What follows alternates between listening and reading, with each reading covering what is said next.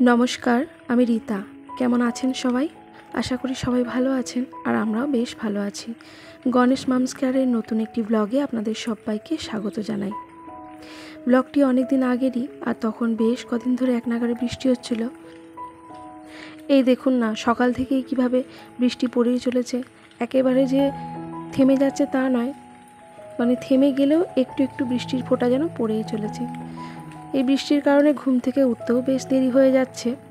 যাই হোক, উঠতে উঠতে প্রায় 7টা হয়ে গিয়েছিল। তো সকাল থেকে বৃষ্টি পড়ছে বলে ভাবছিলাম সোনাকে আজ স্কুলে পাঠাবো না।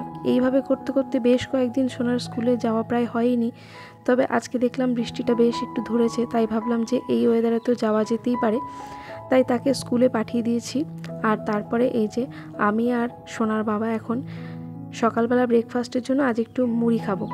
বলেছিলাম বাজারে গেলে একটু সিঙ্গারা নিয়ে এসো, তো সেই জন্য সিঙ্গারা নিয়ে এসেছিলো, তো সেটা দিয়ে এখন মুড়ি খাচ্ছি। আর সোনাকে সকালবেলা খাইয়ে দাইয়ে এবং তাকে টিফিন করে দিয়েছিলাম চাউমিন, সেটা নিয়ে সে স্কুলে চলে গেছে।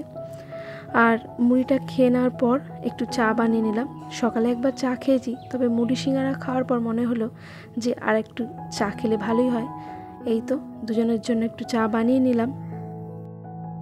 বৃষ্টি এই কমবে এই আশায় সংসারের কাজকর্মগুলো সারতেও অনেকটা দেরি হয়ে গেছে। যাই হোক, অফ ক্যামেরাতেই সেই সমস্ত কাজকর্মগুলো সেরে নিয়েছি, সেগুলো আর আপনাদের সঙ্গে শেয়ার করলাম না, এমনিতেই দেরি হয়ে গেছে। আর তারপর যদি ক্যামেরা হাতে নিয়ে সমস্ত কিছু শেয়ার করতে যাই তাহলে কাজ করতে আরও দেরি হয়ে যাবে, তাই আর ওইগুলো আপনাদের সঙ্গে কিছু শেয়ার করলাম না। আর এই দেখুন না, আপনাদের সঙ্গে গল্প করতে করতে 2 কাপ চা বানিয়ে নিয়ে দুজনে মিলে এখন খেয়ে নিচ্ছি। আর তারপর রান্না বসিয়ে দেবো, কারণ অনেকটাই বেলা হয়ে গেছে। আর এখন তো বাড়িতে আমি আর সোনার বাবা, তাই রান্না নিয়ে খুব একটা ঝামেলা নেই। সোনা তো আস্তে আস্তে সেই প্রায় 5টা বেজে যাবে। তাহলে কি করা যায়, বৃষ্টি যেমন পড়ছে, তো এই ওয়েদারে তো খিচুড়ি খেতে ভালোই লাগে। তো এর মধ্যে আমরা 2-1বার খিচুড়ি খেয়েও নিয়েছি, তবু ভাবলাম আজকে আর বানাতেও কিছু ভালো লাগছে না। এই জলে ভিজে ভিজে বারবার কাজকর্ম করতেও আর ভালো লাগছে না।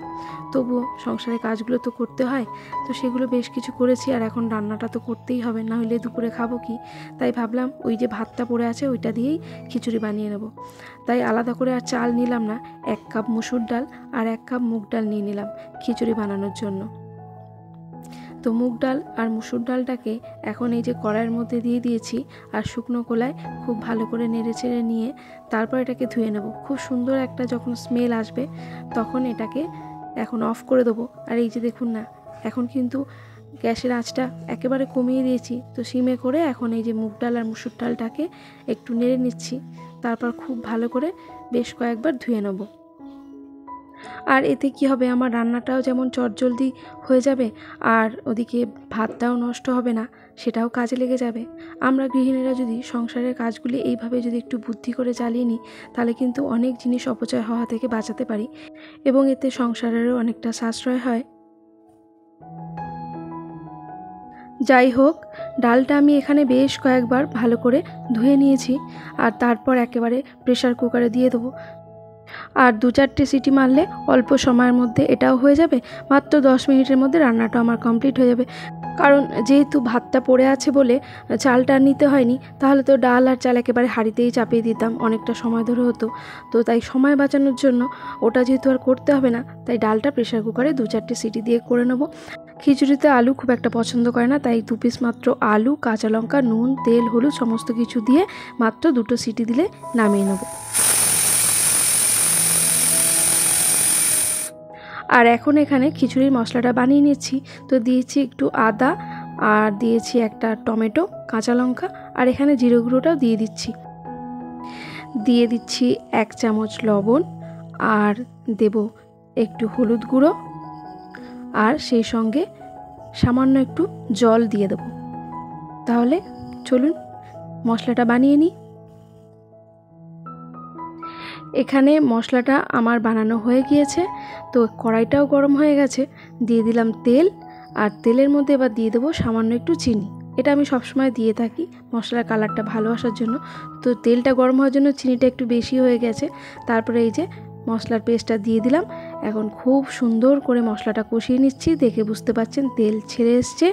আর এই যে সেদ্ধ করা ডালটা এখন এর সঙ্গে মিশিয়ে দিচ্ছি। খুব ভালো করে মিশিয়ে নেওয়ার পর গতকালের যে বেঁচে যাওয়া ভাতটা আছে এইটা এবার এর সঙ্গে অ্যাড করব। একসঙ্গে সবটা দিয়ে দেবো না, কারণ জলটা তো শুকিয়ে এসছে, এতে একটু জলও অ্যাড করতে হবে, তাই অল্প অল্প করে দিয়ে এখন নেড়েচেড়ে মিশিয়ে নিচ্ছি। দিয়ে দিয়েছিলাম সামান্য একটু জল, কারণ জল তো লাগবেই। তো এই যে আমার এখানে মেশানোটা প্রায় হয়ে গিয়েছে। তো এবার ফুটে ওঠার পর দিয়ে দিলাম একটু মিষ্টি, মানে একটু চিনি দিয়ে দিলাম আর কি। তো খিচুড়িটা আমার একটু নুন ঝাল একটু মিষ্টি না ঠিকঠাক না হলে টেস্টটা ঠিক ভালো লাগে না। তো তারপরে এই যে নামানোর আগে দিয়ে দিচ্ছি একটু ঘি, আর তারপরে দিয়ে দেবো সবশেষে গরম মশলা। তো ঘিটা দেওয়ার পর আর একটু ভালো করে নেড়েচেড়ে মিশিয়ে নিলাম। তো খিচুড়ি প্রায় রেডি হয়ে গেছে, আর এখন গরম মশলাটা দিয়ে বেশ কিছুক্ষণ ঢেকে রেখে দেবো। তো গরম মশলাটাও দিয়ে দিলাম, এবার কিছুক্ষণ ঢেকে রেখে দিচ্ছি। এর ফাইনাল লুকটা খাওয়ার সময় আপনাদের সঙ্গে শেয়ার করব। তো রান্নাবান্না হয়ে গেছে, তাই এবার গ্যাসের কাউন্টার টপটা খুব ভালো করে মুছে নিচ্ছি, কারণ এই যে এতক্ষণ রান্না করলাম তেল মশলা ছিটে চারিদিকে ছড়িয়ে আছে। তো একটু ভালো করে মুছে নিচ্ছি, আর তারপর বাইরে কিছুটা কাজ করতে হবে, কারণ এখন বৃষ্টিটা একেবারেই বন্ধ হয়েছে, তাই যে সমস্ত কাজগুলো করতে পারছিলাম না সেটা এখন সেরে নেব। পারফেক্ট সুগৃহিণী হতে পেরেছি কিনা জানি না, তবে চেষ্টা করি যে কাজটাই করি না কেন সেটাকে পারফেক্টভাবে করার। আর এই দেখুন আকাশের অবস্থা, মেঘ আছে, বৃষ্টি এখনটা একটু বন্ধ। তো এবার এই জায়গাটা একটু ঝাড় দেবো। এই বৃষ্টির কারণে না চারিদিকে পিঁপড়েতে মাটি তুলছে। কয়েকদিন আগে একটা ব্লগে আপনাদের দেখিয়েছি যে আমার ওই রান্নাঘরের সামনেটায় ফ্রিজের পেছন দিকটাতে কত মাটি তুলেছে। তো আজকে আবার দেখছি এই দিকটা তো বেশ কিছুটা মাটি তুলেছে। তো সেই জন্য এই জায়গাটা খুব ভালো করে একটু ঝাড় দিয়ে নিচ্ছি। তো বৃষ্টির জন্য খুব ভালোভাবে ঝাড়টার তো বেশ কদিন দেওয়াও হচ্ছে না, আর গাছের পাতা পড়ে পড়ে এই জায়গাটা যাচ্ছে তাই অবস্থা, তাই একটু ভালো করে ঝাড় দিয়ে দিচ্ছি। আর তারপরে একটু জল দিয়েও পরিষ্কার করে দেবো, কারণ ওই যে মাটি তুলেছে দেখেছেন তো কত মাটি তুলেছে। তো ঝাড় দেওয়ার জন্য এখানটা একটু কাদা কাদা মতন হয়ে গেছে, তাই ভাবলাম জল দিয়ে ভালো করে একটু ধুয়ে দিই, নাহলে আসা যাওয়া করব আমি হয়তো পা স্লিপ করে পড়ে যাব। তাই একটু জল নিয়ে এসে ঝাঁটা দিয়ে ভালো করে পরিষ্কার করে দিলাম। এই কাজটা করতে করতে একটা কমেন্টে রিপ্লাই দিয়ে দিই। এর আগের একটা ব্লগ দেখে অসীমা দিদিভাই বলেছে, রিতা তোমাকে খুব মিস করি, বিশেষ করে তোমার রান্নার রেসিপিগুলো দেখতে আমার খুব ভালো লাগে। অসংখ্য ধন্যবাদ দিদিভাই তোমাকে, আমাকে এতটা ভালোবাসা দেওয়ার জন্য। এইভাবেই ভালোবাসা দিও, আমার পাশে থেকো। আর এই তো গল্প করতে করতে কাজটা আমি কমপ্লিট করে নিয়েছি, আর এক বালতি জলও নিয়ে চলে এসেছি, আর এখন স্নানটা সেরে নেব। আর সব থেকে বড় কাজটা কিন্তু আমার এখনও পড়ে আছে, আর সেটা হলো পুজো দেওয়া। এই তো স্নানটা সেরে নিয়েছি, আর এখন সোজা চলে যাব ঠাকুর ঘরে। গতকাল সন্ধেবেলা হাজব্যান্ড যখন বাজারে গিয়েছিল তখন দুটো রজনীগন্ধা ফুলের মালা নিয়ে এসেছিল। এই সময় আমাদের বাজারে না বেশ কয়েকজন ফুলের মালা নিয়ে এরকম দাঁড়িয়ে থাকে মোড়ের দিকটাতে রাস্তার। তো পেলে অনেক সময় কিনে নিয়ে আসি, অনেকটা কম দামেই পাওয়া যায়। তো দুটো মালা মায়ের জন্য নিয়ে এসেছে। সেই মালা দুটো একটা মায়ের অল্টারে আর একটা মায়ের শ্রীচরণে পরিয়ে দিলাম, আর তার আগে খুব ভালো করে মুছে নিয়ে তারপরে মাকে শৃঙ্গারও করে দিয়েছি। আর এখন এই যে প্রদীপ জ্বালিয়ে নিয়েছি, আর ধূপকাঠিটাও ধরিয়ে নিয়েছি। তো এখন মাকে একটু আরতি করে নেব। এরপর একটা জায়গায় বেরোনোর কথা আছে, অনেকটা আগেই বেরোনোর কথা ছিল, কিন্তু সংসারের সমস্ত কাজকর্মগুলো সারতে সারতে অনেকটাই দেরি হয়ে গেছে, তাই আর বেরোতে পারলাম না। তো হাজব্যান্ডকে বললাম তাহলে খাওয়া দাওয়া সেরে নিয়ে একটু রেস্ট করে তারপরে বেরোবো, কারণ এখন প্রায় 1:30 বেজে গেছে। তো আমি যেখানে যেতে চাইছি সেটা হচ্ছে ব্যাংকে, আর এই সময় ব্যাংকে গিয়ে তো কোনো কাজ হবে না, কারণ ওদের টিফিন আওয়ার্স চলে সমস্ত স্টাফেদের। তাই ভাবলাম তাহলে আমরাও খেয়ে দিয়ে নিয়ে একটু রেস্ট করে নিই, তারপরে বেরোবো, কারণ সোনার আস্তে আস্তে প্রায় ওই 4:30 পৌনে 5টা হয়ে যাবে। যাই হোক, পুজো দিয়ে চলে এসেছি আবারও রান্নাঘরে, আর এখন অনেক রকমের পাঁপড় ভেজে নিয়েছি, কারণ সোনা এসেও খাবে। সোনা আবার এই ছোটো ছোটো গোল পাঁপড় পছন্দ করে না, ওই বড় বড় যে গোলটা একটু আগে ভাজলাম ওটা পছন্দ করে। হাজব্যান্ডের সাবুর পাঁপড় পছন্দ, তো 2-3টে ছিল, ওটাও ভাজলাম। ছোটো ছোটো পাঁপড়গুলোও ভাজলাম। তো 2-3 রকমের পাঁপড় ভেজে নিয়েছি।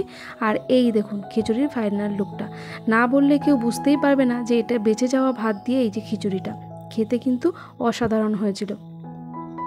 তো এখানে আমার আর সোনার বাবার জন্য খিচুড়িটা নিয়ে নিলাম, আর সঙ্গে আছে পাঁপড় ভাজা। তাহলে চলুন দুপুরের খাওয়া দাওয়াটা সেরে নিই, তারপরে ওই যে বললাম আবার একটু ব্যাংকের কাজে বেরোতে হবে।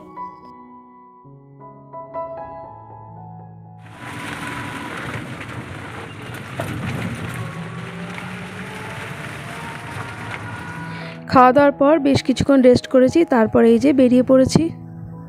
আর বাইরে কিন্তু বৃষ্টি পড়েই চলেছে। কটা বাজে এখন? ট্রেন আছে, বৃষ্টি পড়েই যাচ্ছে পড়েই যাচ্ছে। কখন আসবে ট্রেন? কতক্ষণ থেকে দাঁড়িয়ে আছি। ওই যে আসছে। এটা কোনটা? 3টে কত? এইটা এক্সপ্রেস? হ্যাঁ সেটাই মনে হচ্ছে, কারণ অন্য এমনি কোনো ইয়ে না।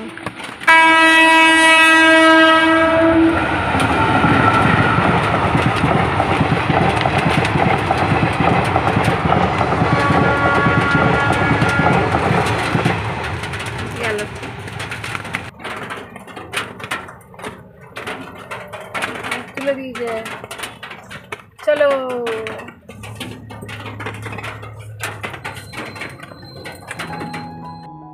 যাই হোক, ট্রেনটাও বেরিয়ে গেছে। তো ট্রেনটার জন্যই আমাদের লেভেল ক্রসিংয়ের এখানে কিছুক্ষণ দাঁড়াতে হয়েছিল। আর হাজব্যান্ড আমাকে যে নিয়ে এসছে এখানে, তার নিজেরও একটা কাজ আছে। তো আমাকে ব্যাংকের সামনেটা নামিয়ে দিয়ে সে তার একটু কাজে বেরিয়ে গেছে। তো ফিরবো একসঙ্গেই। ব্যাংকের কাজ আমার মিটে গেছে। আর এটা হলো একটা গ্রামীণ ব্যাংক। তো লক্ষ্মীর ভাণ্ডারের পয়সাটাই তুলতে এসেছিলাম। আর এই যে আমার ছাতা। তো চলুন এখন এখান থেকে এই যে সিঁড়ি দিয়ে নিচে নামবো। তারপর হাজব্যান্ড যেখানে কাজ করছে সামনে একটি বাড়িতে, তো সেখানে যাব। আর এই যে বৃষ্টি কিন্তু পড়েই চলেছে।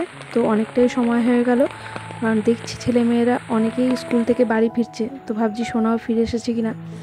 বাড়ির কাছাকাছি চলে এসেছি। আর এই যে একজন ডেলিভারি বয় দাঁড়িয়ে আছে। অনলাইনে একটা কিছু অর্ডার করেছিলাম, তো সেটাই এসেছে। তো ছেলেটি আমাদের লোকালের। তো যাই হোক, ওর কাছ থেকে পরে জিনিসটি নিয়ে নেবো, কারণ এত জিনিসপত্র সে নিয়ে বেরিয়েছে ব্যাগের মধ্যে, বৃষ্টিতে আমার জিনিসটা খুঁজে পাচ্ছে না। তো ছেলেটি লোকাল বলে অসুবিধে নেই, নেক্সট দিন আমার জিনিসটি আমাকে দিয়ে যাবে। তো বাড়ি আসার পর ড্রেস চেঞ্জ করে নিয়েছি। আর সোনাও স্কুল থেকে চলে এসেছে। আর এখন প্রায় ওই 6টার কাছাকাছি বাজে। তো সোনা এখন যাবে পড়তে, তাই ওকে একটু বানিয়ে দিলাম কমপ্লান, সঙ্গে দিয়ে দিলাম 2টো বিস্কুট। আর এই মেরি বিস্কুটটা ও কমপ্লানের সঙ্গে খেতে মোটেই পছন্দ করে না, তবুও জোর করে 2টো দিয়ে দিলাম। ভাই আয়, বাবা দাঁড়িয়ে আছে তো।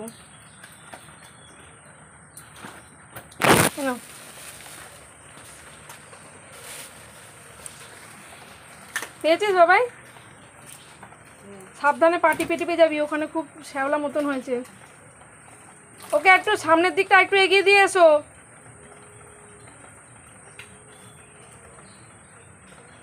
যাই হোক বন্ধুরা, আমার আজকের ব্লগটির কোনো অংশ যদি আপনাদের এতটুকু ভালো লেগে থাকে, প্লিজ একটা কমেন্ট করে দেবেন। ভালো লাগলে একটা লাইক করে দেবেন।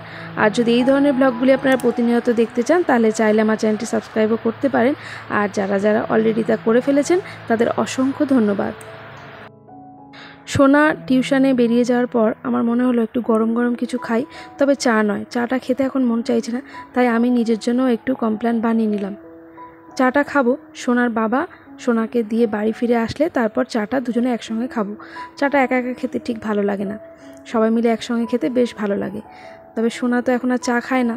আর ও যেহেতু পড়তে চলে গেল, বাড়ি আসতে আসতে প্রায় অনেকটাই সময় লেগে যাবে। যাই হোক, এখন বসে বসে এই যে কমপ্লেনটা খাচ্ছি। আর এরই সঙ্গে আপনাদের কাছ থেকেও বিদায় নিয়ে নিচ্ছি। সকলে ভালো থাকবেন, সুস্থ থাকবেন, সাবধানে থাকবেন। আবারও দেখা হবে।